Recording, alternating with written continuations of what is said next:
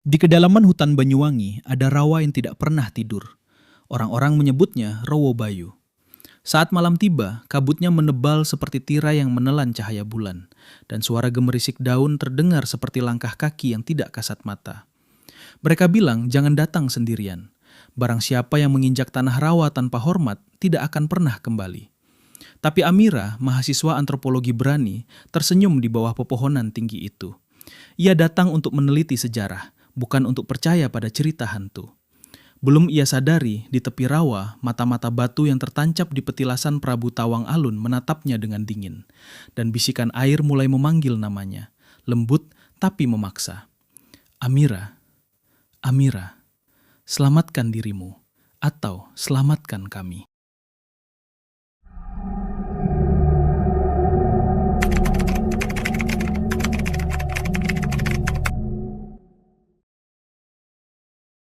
Amira adalah seorang perempuan berusia 22 tahun, mahasiswa antropologi yang cerdas dan penuh rasa ingin tahu.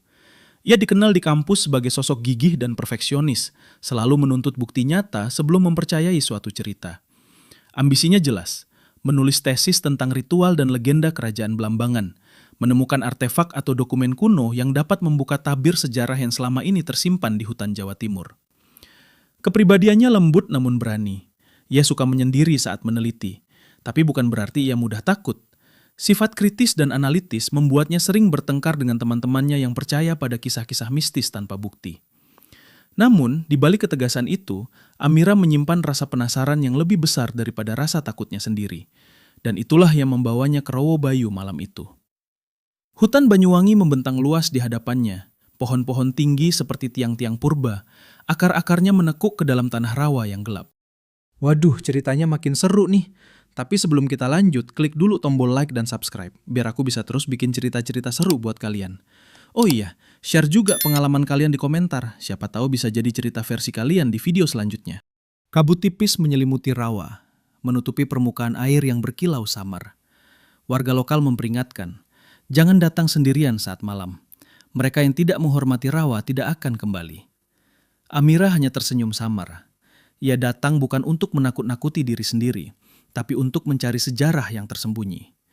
Bersama 3 temannya, Raka, Dita, dan Farid, mereka membawa peralatan penelitian, kamera, lampu senter, buku catatan, dan peralatan pengukur kelembapan tanah. Saat langkah kaki mereka menembus pepohonan, suara daun kering berdesir, seolah mengikuti setiap gerakan mereka. Amira menunduk, menatap permukaan air yang tenang. Rawa ini sangat berbeda dari yang kubayangkan. Ada sesuatu yang hidup di sini, bisiknya pada dirinya sendiri, tanpa menyadari bahwa matanya menangkap bayangan samar di tepi hutan, seakan ada yang mengamati. Malam semakin larut, lampu senter hanya menembus kabut beberapa meter ke depan. Gemerisik daun terdengar semakin nyata, seperti langkah kaki yang tak jelas arah. Amira mencoba mencatat setiap suara, setiap perubahan udara, tapi hati kecilnya mulai merasakan ada yang tidak biasa. Dengar itu? Suara Dita menembus hening. Mereka berhenti. Suara air yang bergolak terdengar dari tengah rawa. Bukan sekedar aliran alami, tapi seolah ada sesuatu yang mencoba memanggil nama mereka. Amira merasakan bulu kuduknya berdiri. Di kejauhan, Amira melihat patung-patung batu tua berdiri tegak. Wajahnya tampak hidup di bawah cahaya senter yang bergoyang. Lebih menakutkan lagi, bayangan prajurit kerajaan muncul di antara pepohonan, menatap mereka tanpa berkedip. Amira mengerjakan catatan sambil mencoba tetap tenang, tetapi hatinya berdebar. Ia mulai menyadari bahwa Rowo Bayu bukan sekedar rawa. Ada energi kuno dan sakral yang menolak keberadaan mereka tanpa izin. Tiba-tiba, Raka memanggil dari belakang. Amira, Farid hilang. Amira menoleh, jantungnya melonjak. Di tepi rawa ada riak air yang menjulang seolah menarik sesuatu ke dalam kedalaman. Tidak ada jejak langkah atau suara perjuangan, hanya hilangnya Farid seolah ditelan oleh rawa itu sendiri. Kabut semakin tebal, suara gemerisik daun dan bisikan air semakin jelas. Amira, Amira. Amira berusaha menenangkan teman-temannya yang tersisa. Dita gemetar, Raka tampak pucat. Kita harus mengikuti ritual kuno itu, atau kita tidak akan selamat, bisik Amira menatap catatan-catatan lama yang mereka bawa dari pustaka universitas. Ia ingat satu hal. Legenda menyebutkan bahwa Prabu Tawang Alun, Raja Belambangan, memilih menjadi pertapa di rawa ini setelah perang melawan VOC, dan arwahnya menjaga tempat itu dari mereka yang tidak menghormatinya. Langkah Amira pelan-pelan menuntun mereka ke sebuah petilasan tua di tengah rawa. Patung batu raja itu tampak hidup di bawah cahaya kabut. Amira bisa merasakan aura sakral yang berat, seperti menekan dada dan menggerakkan bulu kuduknya.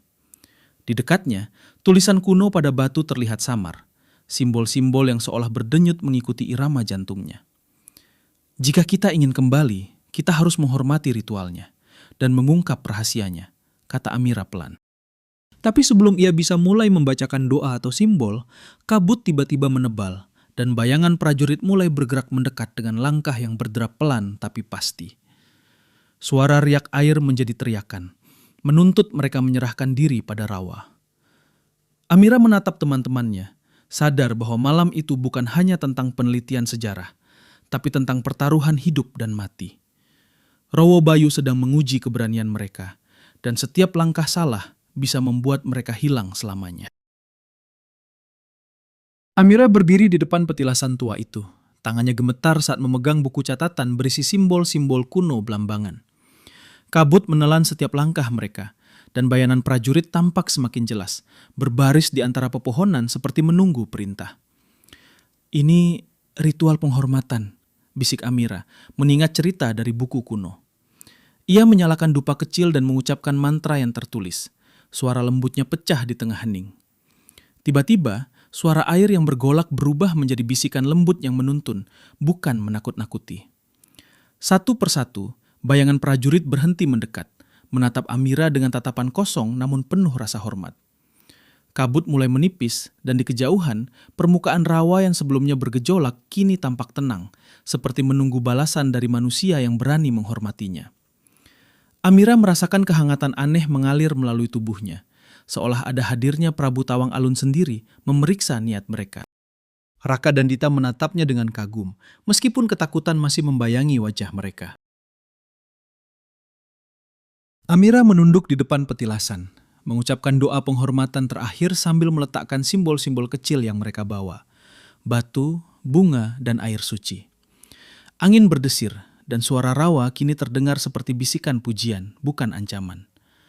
Tiba-tiba Farid muncul dari kabut, basah dan pucat, tetapi hidup.